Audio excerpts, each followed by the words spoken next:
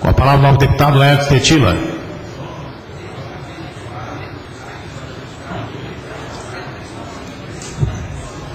Vossa Excelência dispõe de 30 minutos para o seu pronunciamento.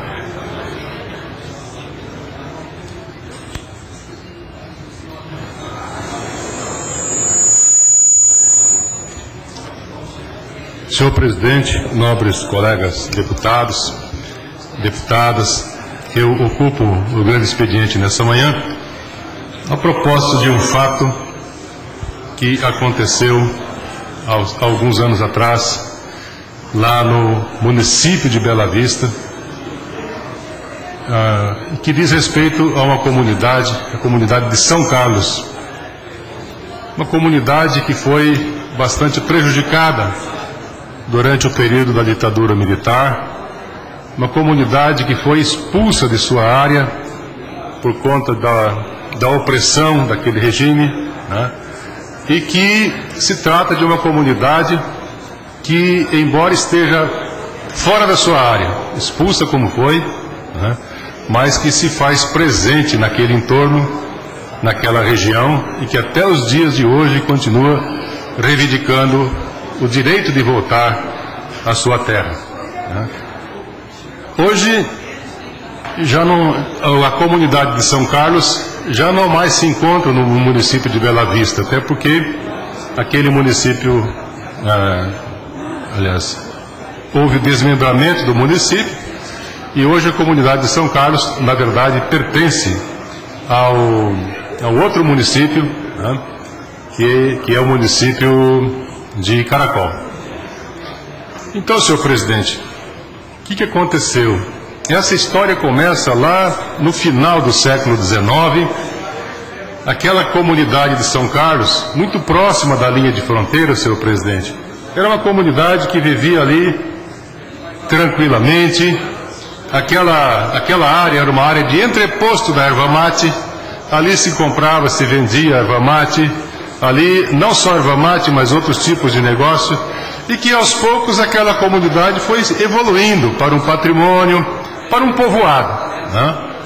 E aconteceu que lá pelos idos de 1930, 37 aproximadamente, né, aquela comunidade reivindicou o direito sobre aquela área, e o então governo do estado de Mato Grosso, naquela época, né, decidiu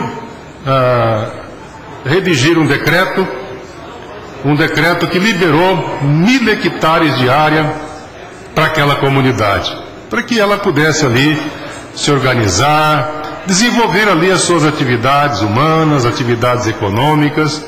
E naquela área, de maneira muito tranquila, muito pacífica, essa comunidade viveu por mais de 50 anos. E ali então construíram as suas casas, construíram os seus mangueiros,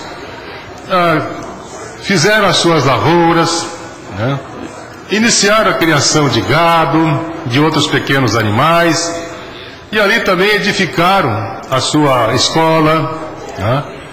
A escola com muitos alunos, por sinal. Ali então edificaram, enfim, tudo aquilo que pertence a uma comunidade, né? Inclusive cemitério, que se encontra lá até os dias de hoje. E, para infelicidade daquela comunidade, aconteceu que, uma certa altura, o exército brasileiro resolveu se apossar daquela terra, né? Em pleno regime militar, em plena ditadura. A gente sabe que grande parte dos militares não comungaram com a repressão absolutamente. Muitos não apoiaram o regime militar, não só alguns generais, né, mas também quantos militares de alta patente que não concordaram com certas atrocidades, com aquilo que aconteceu no regime militar. E a comunidade de São Carlos foi duramente afetada pelo regime militar, porque a partir do momento em que o exército decidiu que aquela área deveria voltar, aliás, deveria pertencer ao exército, então, à custa de muita força, de muita repressão, aquelas famílias foram expulsas das áreas, as suas casas destruídas, né, as suas casas queimadas, né, e isso tudo aconteceu. E não ficou uma viva alma dentro daqueles 1.000 hectares, embora eles tivessem o decreto na mão, assinado pelo próprio governador do estado.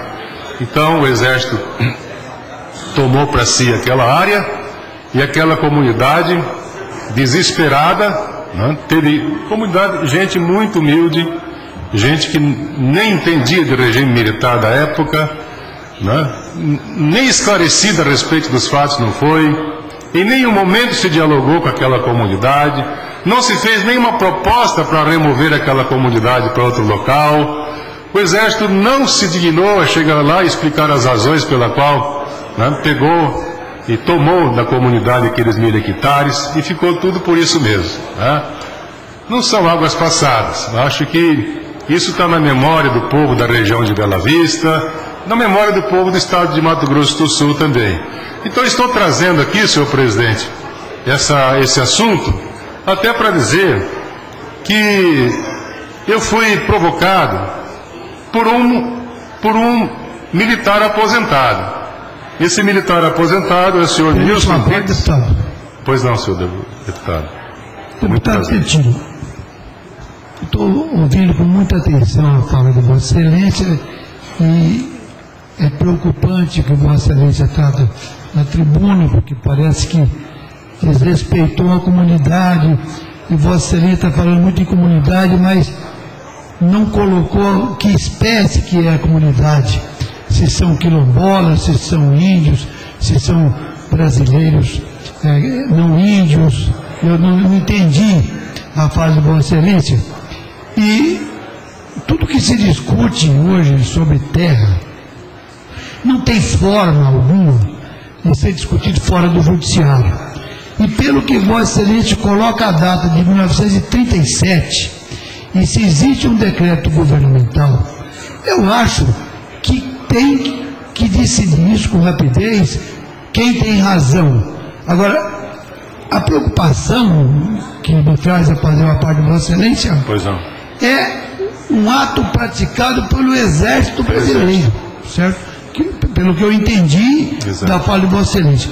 Eu só não sei qual é a comunidade que foi, pela fala de Vossa Excelência, passada para trás, tirada na marra, sem discussão e sem direito de dizer o direito de posse, porque nessa data que Vossa Excelência está tratando, a posse valia muito, porque muitas terras aqui em Mato Grosso do Sul, a pessoa não tinha documento, tinha posse.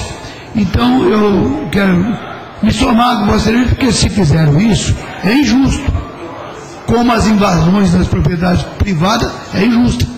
Então lá, pelo que eu noto, o Exército entrou num lugar já definido que tinha uma comunidade. Eu gostaria que Vossa Excelência explicasse a procedência da comunidade e a nacionalidade, se é brasileiro, se é paraguaio, se é quilombola ou se é índio.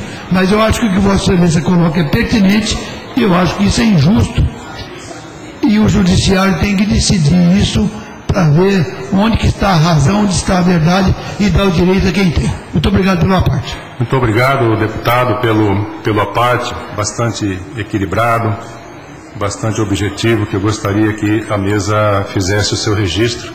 E respondendo ao seu questionamento, deputado, aquela comunidade é uma comunidade de pessoas simples, de pessoas que viviam principalmente da atividade de erva mate, né? Produzindo, vendendo, um entreposto de compra e venda. Começa com erva mate, mas depois vai se diversificando. Um local de compra e venda de bezerros, de animais, de pequenos animais, troca e venda brasileiros, que acabou evoluindo para um povoado, né? Um patrimônio, como a gente diz, lá no interior de São Paulo. Um povoado que depois foi reconhecido como comunidade, e essa comunidade já tinha, como eu já disse aqui, já tinha escola, já tinha cemitério, já tinha suas casas, estavam se organizando, cada qual ocupando o seu pedaço, tal, e evoluindo realmente para um distrito. Já era para ter sido um distrito de Bela Vista na época, hoje é o município de Caracol, né?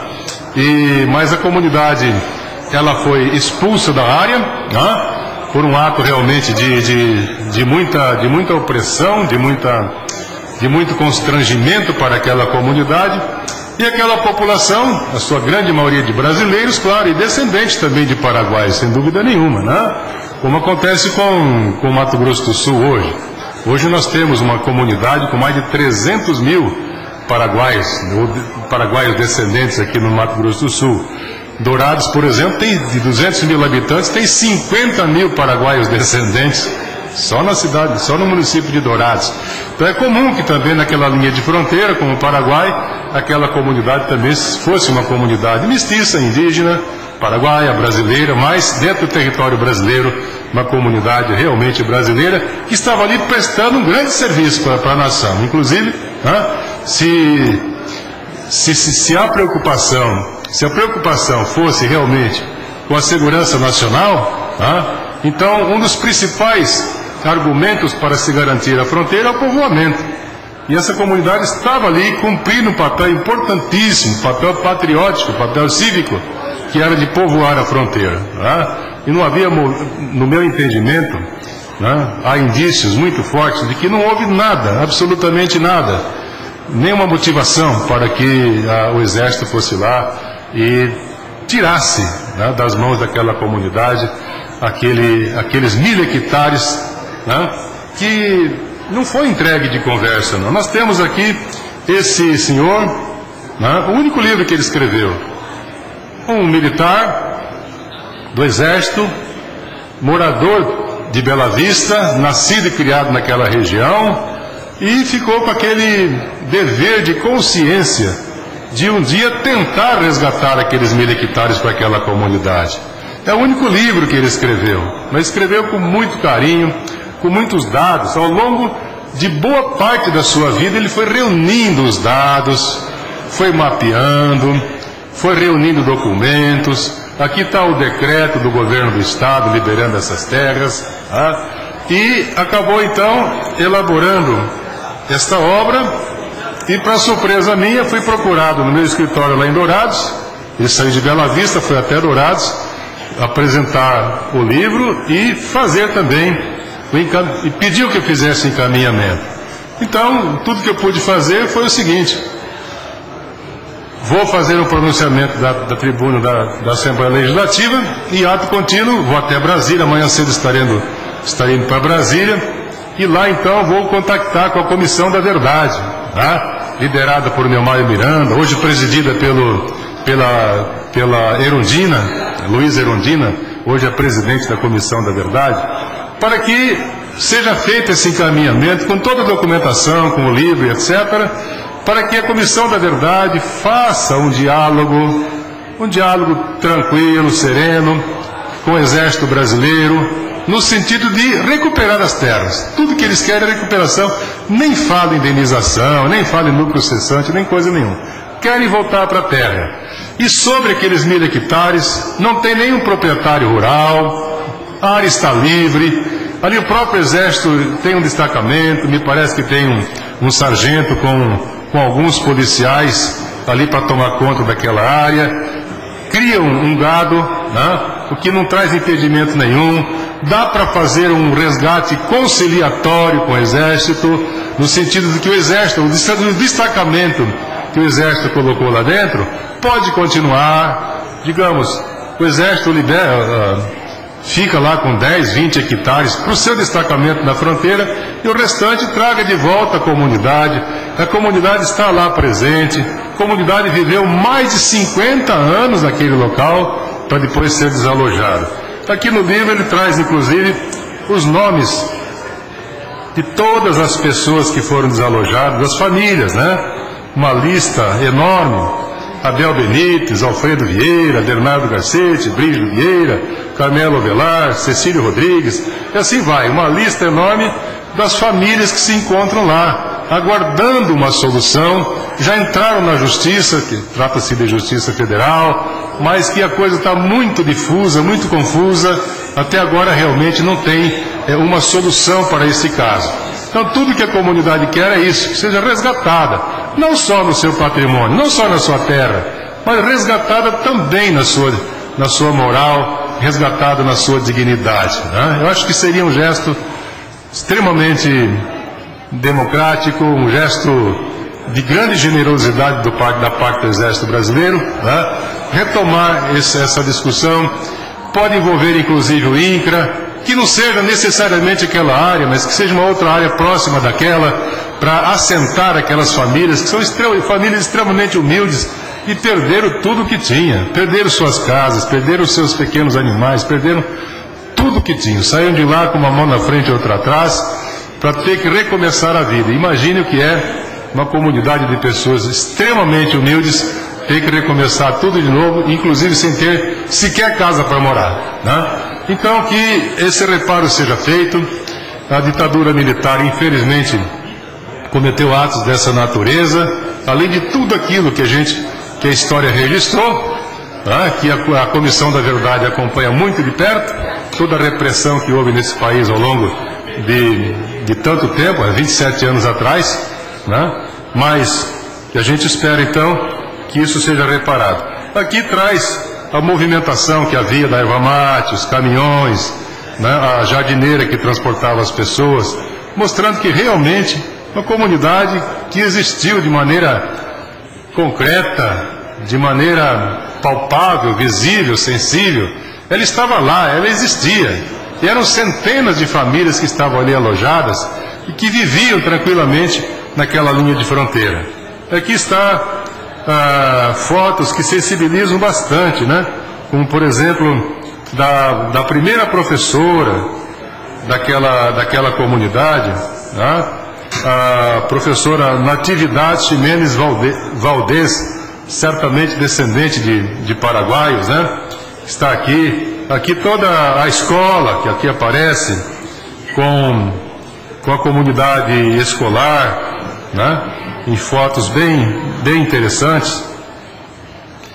Aqui está a foto da professora com a comunidade escolar. Aqui nessa documentação também aparece não só o decreto que eu tenho aqui em mãos do governador do estado, mas também um laudo pericial que demonstra com fotos e tudo mais o que realmente aconteceu. Nessas fotos aparecem o piso das casas, né, que se encontram lá até hoje. Aparece claramente o cemitério que foi intocado, porque, claro que não tiveram a coragem de mexer no cemitério. Aparecem, enfim, os testemunhos de que realmente a comunidade existiu, né, de forma concreta, de forma palpável, e que está lá aguardando essa reparação. Então, senhor presidente, nobres colegas, a luta pela identidade de um povo será sempre uma luta contra o esquecimento. Não podemos esquecer jamais das atrocidades que aconteceram no regime militar. Volto a repetir, que não teve a unanimidade dos militares, absolutamente.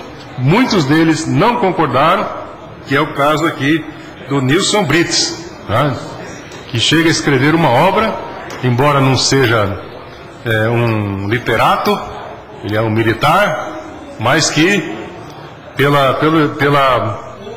dever de consciência até, né, ele acabou então fazendo essa obra, pesquisando, como eu disse, demorou anos pesquisando para poder elaborar, para poder publicar essa obra.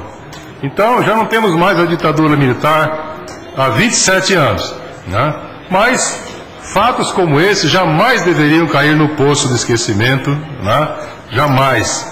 Então esse livro desvenda realmente um dos episódios, um dos fatos da ditadura militar profundamente lamentável. Quando se comete a injustiça com uma pessoa, né? Quando se avilta a dignidade de uma pessoa é uma coisa, agora quando se avilta a dignidade humana de toda uma comunidade, aí então a situação se complica muito mais, né? Aí se você se remete à Carta Universal dos Direitos Humanos, você vai lá ver, né?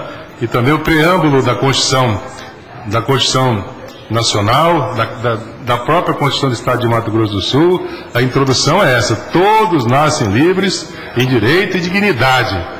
Então a dignidade de uma pessoa, a dignidade de uma comunidade, né, quando ferida, e de uma maneira tão aviltante como aconteceu lá com a comunidade de São Carlos, tem que haver a reparação, né? a despeito da moral, a despeito de se continuar com essa nódoa na história do povo sul-mato-grossense. Então, o livro desvenda essa história, revolve as cinzas ainda não apagadas de um passado tão recente, porque se você coloca 27 anos na perspectiva temporal, isso não é nada em face da linha da história. Então, o fato é bastante recente e que merece realmente uma reparação. Uma sociedade justa, sociedade solidária, também se constrói corrigindo os erros do passado, evidentemente. Ninguém deve sofrer abusos, ninguém deve suportar constrangimentos e humilhações. Faz parte da sabedoria universal. Não se deve humilhar ninguém, muito menos uma comunidade de pessoas humildes. A natureza humana é incompatível com o arbítrio, é incompatível com a repressão. Não é com a injustiça que se constrói um mundo melhor, absolutamente. Uma atitude incompatível como essa fere a honradez, feriu também a grandeza do Exército Brasileiro. O Exército Brasileiro é muito superior a um episódio como esse. O Exército Brasileiro tem uma história, tem um passado de glórias, tá? E que, com certeza, pela grandiosidade da sua história, né, estamos num outro momento completamente diferente, né? O espírito do nosso tempo é outro, as instituições democráticas todas estão funcionando, vivemos na plenitude do regime, quase na plenitude do regime democrático. Então, mas não se constrói democracia sem se corrigir também os erros do passado. Então, senhor presidente, temos uma esperança muito grande de que o Exército, totalmente renovado, né, com mentes renovácio, né, mentalidade completamente nova, né, e ajustada aos nossos tempos, tenho certeza que haverá de colaborar para que haja essa reparação. O regime militar, como eu disse, felizmente não contou com o apoio de muitos militares, um deles, o Nilson Brits. E esse regime não entendeu que o verdadeiro desenvolvimento é o da pessoa humana, melhor dizendo, das comunidades humanas, que deveriam ser o princípio e o fim de todos os governos. A comunidade de São Carlos, seu presidente, colegas deputados, continua excluída pelo desamor e pela injustiça. E há mais de 30 anos que ela vem amargando, né, a poeira da estrada, aguardando que uma solução seja tomada. Então, o que aconteceu foi uma atitude desrespeitosa, indigna do processo civilizatório, porque feriu a mais nobre da justiça, que é a justiça social, que é o mais sublime pilar da democracia e também do amparo às pessoas humildes. Algo precisa ser feito por uma comunidade que, na história recente, foi vítima da intolerância, do constrangimento e da injustiça. O resgate ao patrimônio de São Carlos e o resgate da dignidade daquela comunidade é uma tarefa que deve ultrapassar o campo do partidarismo político, deve ultrapassar o campo de qualquer idiosincrasia.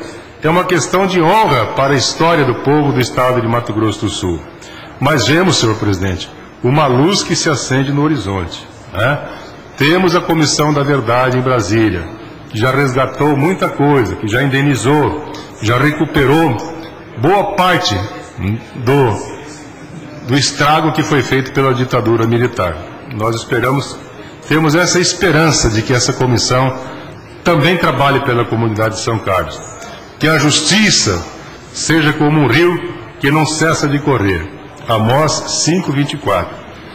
Uma grande prudência, eu acredito que esteja para acontecer, que seria a reparação patrimonial daquela comunidade.